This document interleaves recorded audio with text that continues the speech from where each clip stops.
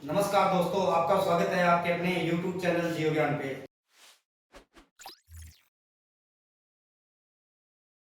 तो आज अपने जियोग्राफी का टॉपिक पढ़ रहे थे, जनसंख्या वृद्धि वितरण, ये चैप्टर नंबर 2। इसके अंदर अपने पार्ट नंबर 2 पढ़ेंगे आज कि जनसंख्या वृद्धि परिवर्तन के क्या क्या कारण है, जनसंख्या वृद्धि कहते किसको है, ठीक है, और उसके प्रमुख घटक क्या है, इससे क्या प्रभाव पड़ता है जनसंख्या वृद्धि से। तो अपने देखते हैं अपना चैप्टर क्या है, जनसंख्या वृद्धि। तो पहले अपने शुरुआती दौर से अगर बात की जाए तो जनसंख्या वृद्धि परिवर्तन किसे कहते हैं, ठीक है। तो इसके अंदर क्या आ जाएगा कि किसी क्षेत्र में दो समय अंतराल के बीच होने वाले जनसंख्या परिवर्तन को क्या कहते हैं, जनसंख्या वृद्धि कहते हैं, जनसंख्या परिवर्तन, ठीक है। मतलब दो समय अंतरालों के बीच होने वाले जनसंख्या के परिवर्तन को क्या बोलते हैं, जनसंख्या वृद्धि बोलते हैं, ठीक है। अगर इनकी जनसंख्या वृद्धि की बात की जाए तो ये धनात्मक भी हो सकती है और क्या हो सकती है, ऋणात्मक भी हो सकती है। इसका ये कारण है, धनात्मक मतलब पिछले सेशन या पिछले वर्ष से अधिक हो तो धनात्मक हो जाएगी, अगर पिछले वर्ष से कम होगी तो वो क्या हो जाएगा, ऋणात्मक जनसंख्या वृद्धि हो जाएगा, ठीक है। तो ये अपने समझ में आ गया कि दो किसी क्षेत्र में दो समय अंतरालों के बीच होने वाले जनसंख्या परिवर्तन को जनसंख्या वृद्धि कहते हैं। तो ठीक है, इसके क्या है, धनात्मक हो सकती है और ऋणात्मक भी जनसंख्या वृद्धि हो सकती है। अब अपने बात करें इस पे कि जनसंख्या वृद्धि के प्रमुख घटक क्या है कि जनसंख्या वृद्धि के प्रमुख घटक क्या है। तो लौटते हैं अपने कि पहला आ जाएगा, इसके क्या प्रमुख घटक कितने प्रकार के हैं, इसके 3 प्रकार के प्रमुख घटक है। कितने प्रकार के, 3 प्रकार के। अगर पहले की बात की जाए तो पहला आ जाएगा अपना क्या, जन्म दर, ठीक है, क्या आ जाएगा, जन्म दर। अब जन्म दर देखेंगे, जन्म दर कहते किसको है, क्या है, जन्म दर कहते किसको है। इसके अंदर क्या आ जाएगा कि एक वर्ष में क्या है कोटेशन इसकी, कि एक वर्ष में प्रति 1000 व्यक्तियों में जीवित बच्चों का जन्म क्या कहलाएगा, जन्म दर कहलाएगा। क्या कहलाएगा, जन्म दर। एक बार मैं रिपीट करता हूं, पुनः ध्यान से सुना आप, कि एक वर्ष में प्रति 1000 व्यक्तियों में जीवित बच्चों का जन्म क्या कहलाएगा, जन्म दर कहलाएगा, ठीक है। 1000 प्रति 1000 के पीछे जो जन्म लेते हैं बच्चे, उनकी संख्या को क्या बोलेंगे, जन्म दर बोलेंगे, ठीक है। अब आपने आ जाए बात, 1 नंबर हो गया। अब आ जाए मृत्यु दर। मृत्यु दर किसे कहते हैं।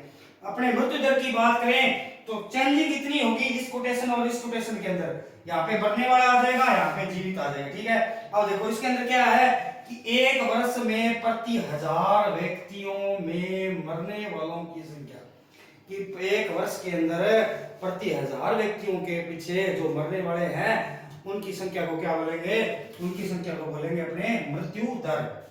क्या बोलेंगे, मृत्यु दर। अब अपने इंपॉर्टेंट फैक्ट पे आते हैं, जनसंख्या वृद्धि के इंपॉर्टेंट फैक्टर। देखो इसके अंदर क्या आ जाएगा भाई, इसके अंदर आ जाएगा प्रवास। प्रवास किसे कहते हैं, इसको इंग्लिश के अंदर माइग्रेशन भी बोला जाता है, ठीक है। प्रवास को, प्रवास के अंदर क्या आ जाता है कि एक स्थान से जाना और उसी स्थान पे लौटने वाले जो संख्या है उसको क्या बोलेंगे, प्रवास बोलेंगे। और प्रवास के अंदर भी इसके 2 पार्ट है। कितने प्रकार का प्रवास होता है, प्रवास होता है 2 प्रकार का। कौन कौन सा, अब अपने देखते हैं कि एक क्षेत्र से दूसरे क्षेत्र में जाना और आना क्या कहलाएगा, प्रवास कहलाएगा, ठीक है। अब इसके 2 क्या है, प्रमुख प्रकार है। कौन कौन से है, पहला तो आ जाएगा उद्गम स्थान। उद्गम स्थान, उद्गम स्थान उसे बोलेंगे जहां से व्यक्ति क्या है, ये व्यक्ति है, जैसे ये व्यक्ति यहां से जा रहा है तो इस स्थान को क्या बोलेंगे, उद्गम स्थान बोलेंगे। क्या बोलेंगे, उद्गम स्थान बोलेंगे। और जहां पे व्यक्ति जाके रह रहा है, क्या कि जहां पे ये व्यक्ति है ना, जो ये व्यक्ति पे नहीं जाना, अपने देखना है, समझना है, ठीक है। आगे देखना है क्या कि जहां पे जो व्यक्ति जाके रहेगा उस स्थान को क्या बोलेंगे, गंतव्य स्थान बोलेंगे। क्या बोलेंगे, गंतव्य स्थान बोलेंगे। और उसी का ही अन्य नाम क्या है, अगर अपने बात करें इसी उद्गम स्थान, उद्गम स्थान जहां से व्यक्ति जा रहा है तो उसको क्या बोलेंगे, उत्प्रवास बोलेंगे। क्या बोलेंगे, उत्प्रवास। उसे अगर याद नहीं रहता जहां से व्यक्ति जा रहा है तो जाने वाला व्यक्ति किसी जहाज या किसी हेलीकॉप्टर किसी के माध्यम से उड़ के जाता है, किसी स्थान या दूसरे देश के अंदर जाना है तो यहाँ से याद सकते हैं, उड़ने से याद सकते हैं, उत्प्रवास। क्या बोलेंगे, उत्प्रवास। और जहां पे जाके रह रहा है वहां पे बोलेंगे क्या, आप्रवास। क्या बोलेंगे, आना, मतलब किसी दूसरे स्थान से वहां पे आके रहना, वो क्या कहलाता है, आप्रवास कहलाता है। इससे जनसंख्या के अंदर क्या प्रभाव पड़ेगा ये देखना आपने। इससे जनसंख्या के अंदर क्या प्रभाव पड़ेगा कि जहां से व्यक्ति जा रहा है ना, जहां से अगर उद्गम स्थान से व्यक्ति जा रहा है तो वहां पे तो जनसंख्या क्या हो जाएगी, कम होगी, स्वाभाविक बात है। कोई अपना परिवार का सदस्य है, जैसे 5 सदस्य है या 7 सदस्य है, उनमें से अपने प्रवास करके व्यक्ति बाहर जा रहा है, तो अपने परिवार की संख्या में तो घटा हुआ ना। जैसे 5 सदस्य में से 2 चले गए बाहर किसी कारोबार के संदर्भ में, तो 2 माइनस हो गए ना। तो यही इसी इधर ही जनसंख्या के अंदर है, यही क्या है उदाहरण शामिल होता है। उसके अंदर क्या माइनस हो जाएगी, वहां की संख्या क्या है माइनस होने वाली है। अब अपने बात करें गणितीय स्थान, इसे बोलेंगे आप्रवास। अगर यहां से व्यक्ति चलकर कहीं तो जाएगा, जिस स्थान पे जाके रहेगा, तो उसको क्या बोलेंगे, आप्रवास बोलेंगे। वहां पे संख्या ऑटोमेटिक बढ़ेगी, क्या है बढ़ेगी कि नहीं बढ़ेगी। 2 व्यक्ति इधर आके रहने लगे, यहाँ पे 5 है, यहाँ पे तो होगी कम, और यहाँ पे आके रहने लगे, जैसे यहाँ पे ऑलरेडी 8 थी और 2 और आगे, तो टोटल हो गए 10। तो वृद्धि धनात्मक हुई कि नहीं हुई, और वृद्धि यहाँ पे क्या हुई, यहाँ पे हुई ऋणात्मक। समझे बात। तो इसे बोलेंगे प्रवास के 2 प्रमुख घटक के अंदर आ जाएगा कि प्रवास का शाब्दिक अर्थ माइग्रेशन। माइग्रेशन का मतलब है किसी स्थान पे जाना या आना, क्या कहलाता है, प्रवास कहलाता है। इसके 2 प्रकार है, एक तो है उत्प्रवास। उत्प्रवास का मतलब होता है जाने वाला, और अप्रवास का मतलब है आने वाला। ठीक है, अगर उत्प्रवास होगा तो जनसंख्या के अंदर है ऋणात्मक होगी वृद्धि। ठीक है, अगर क्या अप्रवास होगा तो धनात्मक वृद्धि होगी, स्वाभाविक बात है। प्लस का निशान लगा हुआ आपने, तो धनात्मक वृद्धि होगी। अब अपने लौटते हैं, इसके अंदर क्या है कि किसी क्षेत्र में 2 समय अंतरालों के बीच होने वाले परिवर्तन को जनसंख्या परिवर्तन बोलते हैं या जनसंख्या वृद्धि बोलते हैं। तो इस 2 स्थानों के बीच जो परिवर्तन होता है, उससे अपने उस क्षेत्र की आर्थिक, सामाजिक, संस्कृति विकास का सूचक है। जो जनसंख्या वृद्धि होती है या कमी होती है, वो क्या उस क्षेत्र के है ना, उस क्षेत्र के क्या है, उस क्षेत्र के आर्थिक, सामाजिक, सांस्कृतिक, ठीक है, विकास का सूचक है। ये सभी चीजें उस क्षेत्र के विकास को दर्शाती है कि वहां पे विकास कितना हुआ है और व्यक्ति क्यों प्रवास करके जा रहे हैं, क्यों जनसंख्या वृद्धि हो रही है, क्यों वहां पे कमी हो रही है। ये सभी चीजें दर्शाई जाती है किसके अंदर है, किसके अंदर, जहां पे जनसंख्या क्या है वृद्धि हो रही है या कमी हो रही है। उससे इस क्षेत्र के बारे में हम अंदाजा लगा सकते हैं कि यहाँ की जनसंख्या वृद्धि क्यों हुई है, क्या कारण है, और जनसंख्या वृद्धि हुई है या जनसंख्या कम हुई है, ये कारण का हम पता लगा सकते हैं। अब अपने बात करें आगे, प्राकृतिक वृद्धि किसे कहते हैं, कि एक शब्द आता है कि जनसंख्या की प्राकृतिक वृद्धि। प्राकृतिक वृद्धि के अंदर अपने बात करें तो इसके अंदर आ जाएगा जन्म दर माइनस मृत्यु दर, कि जन्म दर के अंदर जो मृत्यु दर घटा दी जाती है, तो उसका एक क्या है, उसका अगर एग्जांपल की बात करें तो प्रकृति वृद्धि के अंदर अपने जानेंगे कि जन्म दर में से माइनस क्या कर देंगे, मृत्यु दर माइनस करने पर क्या है, जो वृद्धि होगी वो प्राकृतिक वृद्धि कहलाएगी। ठीक है, क्या कहलाएगी, नेचुरल ग्रोथ कहलाएगी। ठीक है, समझे बात। अगर अपने वास्तविक वृद्धि की बात की जाए, क्या वास्तविक ऑथेंटिक वास्तविक वृद्धि की बात की जाए, तो वास्तविक वृद्धि के अंदर क्या आ जाएगा, जन्म दर माइनस मृत्यु दर। क्या आएगा कि जन्म दर माइनस मृत्यु दर, और प्लस में आ जाएगा आप्रवास, और फिर उसमें से माइनस क्या कर देना, उत्प्रवास करने से जो आएगी जनसंख्या वो कहलाएगी वास्तविक वृद्धि दर। अब इसके अंदर देखेंगे कि वास्तविक वृद्धि दर के अंदर धनात्मक वृद्धि कब होगी, क्या होगी, धनात्मक वृद्धि कब होगी, और ऋणात्मक वृद्धि कब होगी, क्या आएगी, ऋणात्मक वृद्धि कब होगी, क्या होगी कि ऋणात्मक वृद्धि कब होगी। अगर अपने बात करें, अब देखो आप अपने देखेंगे, देखो वास्तविक के अंदर क्या आएगा, वास्तविक वृद्धि की बात की जाए तो देखो जन्म दर माइनस मृत्यु दर प्लस अप्रवास, यह सूत्र था, माइनस उत्प्रवास। ठीक है, अब अपने बात करें किस चीज की, अब अपने बात करें धनात्मक वृद्धि कब होगी। ठीक है, इसके अंदर अपने देखना है जब जन्म दर अधिक हो और अप्रवास अधिक हो, क्या हो, जब क्या है धनात्मक वृद्धि कब होगी, वास्तविक वृद्धि के अंदर, जब क्या है जन्म दर अधिक हो और अप्रवास अधिक हो, प्लस हो, ठीक है। तो क्या होगी, धनात्मक वृद्धि होगी। क्या होगी, धनात्मक वृद्धि। अब इसके अपोजिट बात करें, इसके अपोजिट बात करें अपने ऋणात्मक वृद्धि। किसकी बात करें, ऋणात्मक वृद्धि की बात की जाए। किसकी, ऋणात्मक वृद्धि की।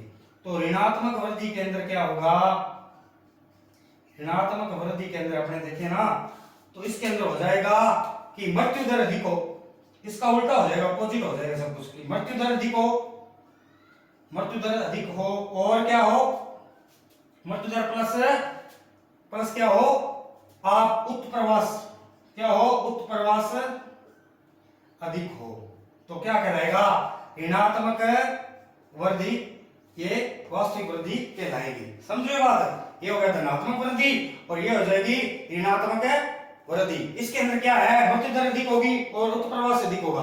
उत्प्रवास का मतलब जहां जिस मूल स्थान से जो व्यक्ति जा रहा है, क्या जिस मूल स्थान से जो व्यक्ति जा रहा है ना, उसका उत्प्रवास बोलेंगे। और जहां पे मृत्यु दर अधिक होगी, मृत्यु दर अधिक होगी। अगर इसका उदाहरण की, एग्जाम्पल की बात की जाए अपने ऋणात्मक वृद्धि दर, जैसे सूत्र के माध्यम से समझ लिया आपने, अगर अपने एग्जाम्पल के माध्यम से इसको समझे ना, इसके अंदर देखो आप कि मृत्यु दर होगी, जैसे 1000 व्यक्ति है, 1000 व्यक्ति में से क्या होगी, 1000 व्यक्ति में से मृत्यु दर की अपने बात करें तो 200 व्यक्ति किसी कारण से मृत्यु होगी उस स्थान के अंदर।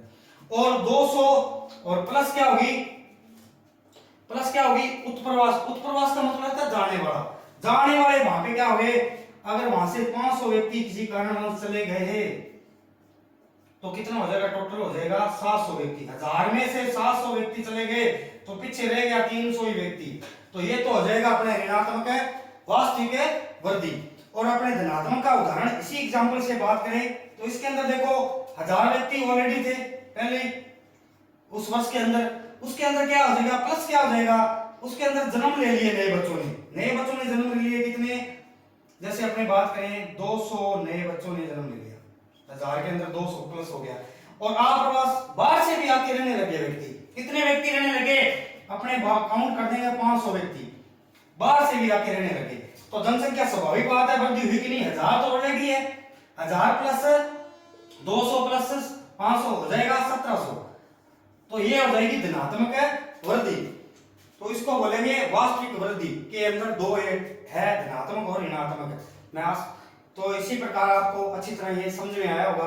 अब अपने इसके बारे में बात करेंगे, प्रवास के क्या कारण है, प्रवास क्यों होता है, किस कारण से प्रवास होता है, ठीक है। तो अपने देखेंगे कि प्रवास किस कारण से होता है, उसके क्या क्या इफेक्ट पड़ते हैं प्रवास के, ये चीजें अपने समझेंगे, ठीक है।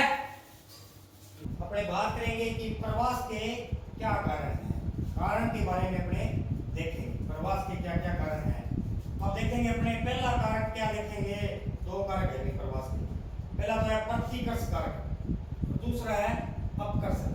प्रतिकर्ष का मतलब क्या होता है, धक्का, उस मतलब धक्का देना या वहां की ऐसी दशाएं जो रहने के लिए अनुकूल नहीं है, तो वो चीजें वहां से व्यक्ति क्या करेगा, प्रवास करेगा। और दूसरा कारक क्या है, अपकर्ष। अपकर्ष का मतलब खींचना, अपनी ओर खींचना, पुल, इसको इंग्लिश में क्या बोलेंगे, पुल, ठीक है। अब अपने देखेंगे प्रतिकर्ष कारक के अंदर कौन कौन से क्या है टॉपिक है या कौन कौन से है मूल बिंदु, वो देखेंगे अपने।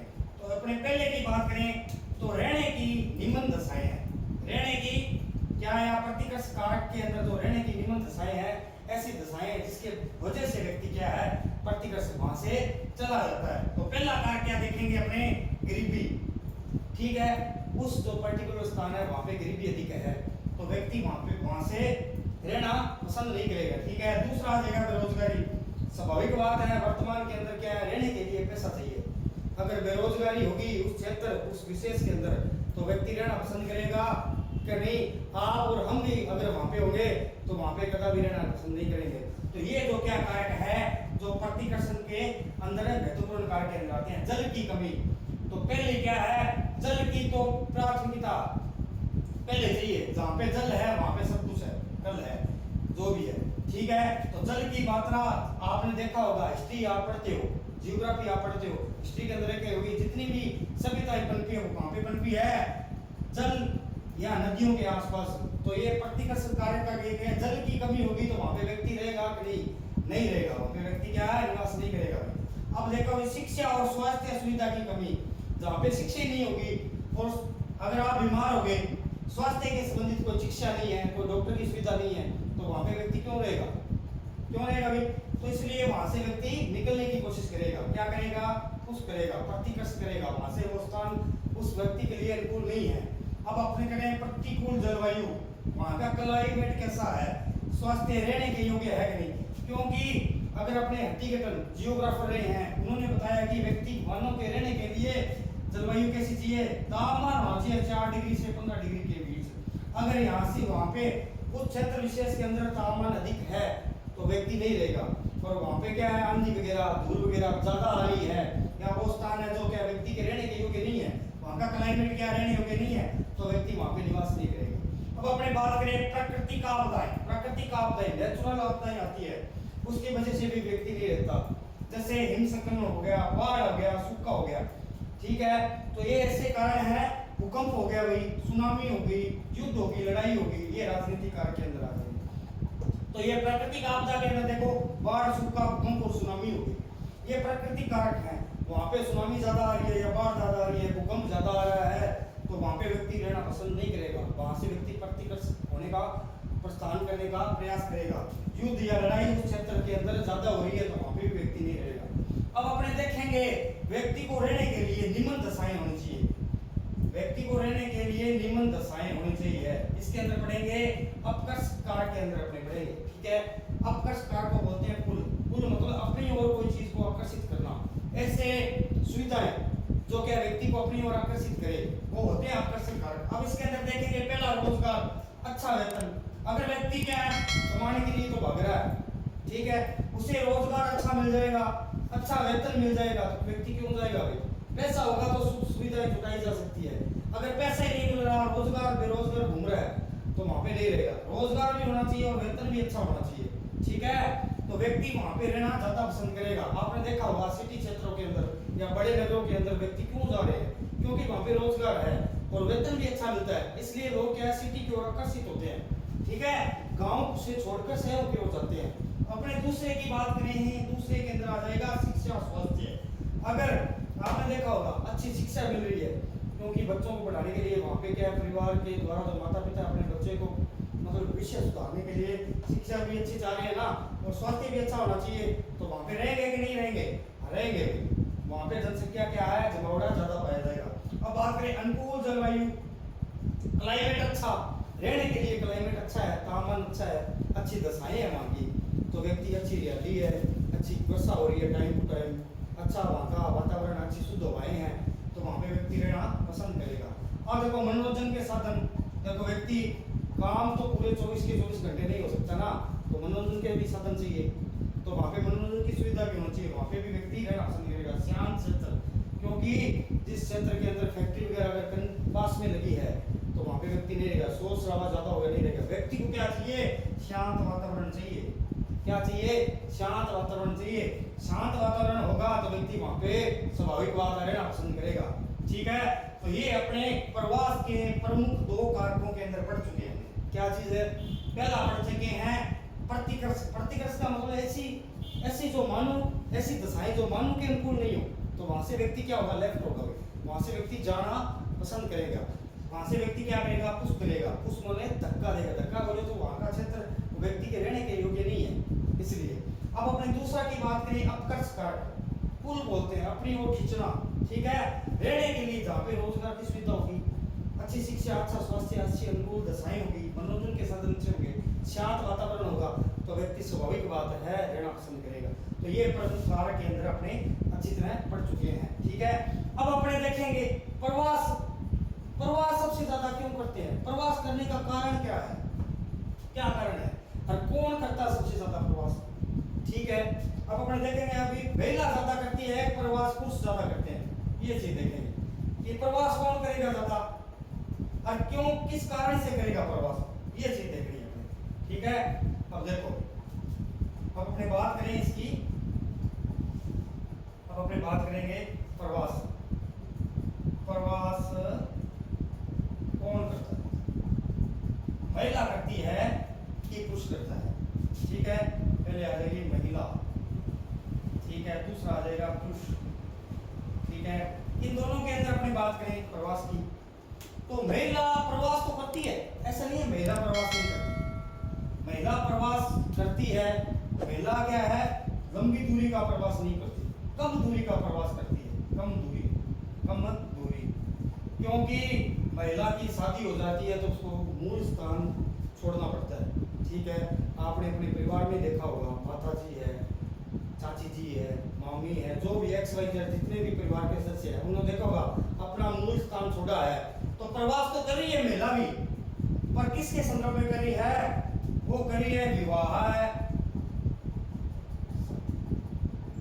शादी हो जाने के बाद अपना मूल स्थान छोड़ के जा रही है। क्या है, दूरी कम दूरी का प्रवास करती है। और जो पुरुष है ना, पुरुष प्रवास करता है आर्थिक है कारण से, रोजगार के लिए प्रवास करता है, अधिक लंबी दूरी के लिए। ये स्थायी भी हो सकता है, ये स्थायी भी हो सकता है और अस्थायी भी हो सकता है। ठीक है, समझ में बात है। जो पुरुष के द्वारा किया गया प्रवास है वो रोजगार या आर्थिक रुपये पैसों के लिए प्रवास करता है। ठीक है, वो क्या हो सकता है, स्थायी हो सकता है और अस्थायी भी हो सकता है। लॉन्ग टाइम के कारोबार संबंधित जा सकता है, और अच्छा रोजगार मिल गया तो व्यक्ति अपने परिवार सहित वहां पे बसने लग जाता है। तो पुरुष भी प्रवास करते हैं और महिला भी प्रवास करते हैं। महिला कम दूरी का प्रवास करती है।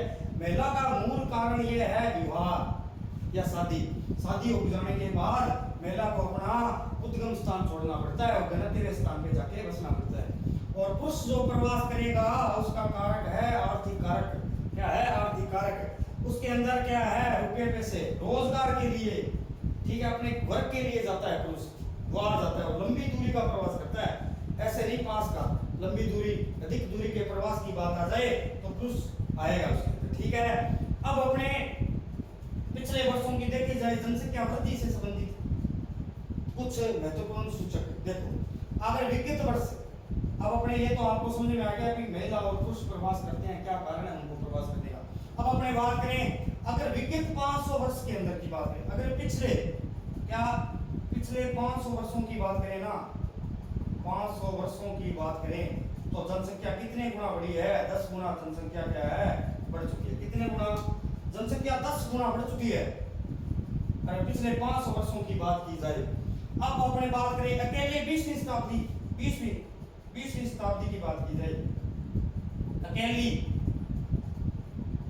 ठीक है, 2000 सन के आसपास की बात करें, उसके अंदर क्या है, जनसंख्या बढ़ी है। कितनी बढ़ी है, 4 गुना जनसंख्या बढ़ चुकी है। कितनी, ये ऑथेंटिक आंकड़ा है एनसीईआरटी का। इसके अंदर आपको क्वेश्चन पूछा जा सकता है। क्वेश्चन जो बोर्ड पे करवाए हैं वो सभी इंपॉर्टेंट है, प्रवास के कारण जो भी चीजें, पर ये क्वेश्चन भी कुछ इंपॉर्टेंट क्वेश्चन है जो आपको करवाए जा रहे हैं। देखो कि 20वीं शताब्दी के अंदर क्या है, कितने गुना, 20वीं शताब्दी के अंदर 4 गुना जनसंख्या बढ़ी है। कितनी, 4 गुना। अब अपने बात करें प्रति वर्ष कितनी बढ़ रही है, प्रति वर्ष की बात करें, हर वर्ष के अंदर जनसंख्या कितनी जुड़ रही है नई जनसंख्या के अंदर, तो उसकी बात करें प्रति वर्ष क्या है, 8 करोड़ जनसंख्या ना, 8 करोड़ जनसंख्या, जो क्या है पुरानी जनसंख्या का जो आंकड़ा है उसके अंदर इंक्लूड हो रही है। कितनी, 8 करोड़ जनसंख्या। ठीक है, तो ये था अपना टॉपिक जनसंख्या वृद्धि। ठीक है, और प्रवास क्या कारण है, क्या कुछ सिस्टम है, ये सभी चीजें इस टॉपिक के अंदर। मैं आशा करता हूं कि ये जो टॉपिक आपको जनसंख्या वृद्धि या परिवर्तन आपने करवाया है, इसके अंदर जो चीजें आपको बताई है, प्रवास के कारण, प्रवास कैसे कहते हैं, अप्रवास कैसे कहते हैं, ठीक है, प्रवास के क्या कारण हैं, कितनी जनसंख्या कितने वर्षों के अंदर बढ़ी है, ये सभी चीजें आपको अच्छी तरह समझ में आएगी। और मेरा आपको कमेंट बॉक्स के अंदर एक आंसर आपको देना है। ठीक है, आपको बताना है कि अप्रवास और उत्प्रवास के अंदर अंतर क्या है। ठीक है, आपको एक कमेंट बॉक्स के अंदर ये चीज बतानी है। तो आपको अगर इस टॉपिक से संबंधित कोई चीज पूछ रही है आपको, तो वो अपने कमेंट बॉक्स के अंदर आप अपना क्वेश्चन पुट कर सकते हैं। ठीक है, तो आप इसी प्रकार हमारे चैनल को विजिट करते रहें, लाइक करें, शेयर करें सब्सक्राइब करें। Okay everybody, have you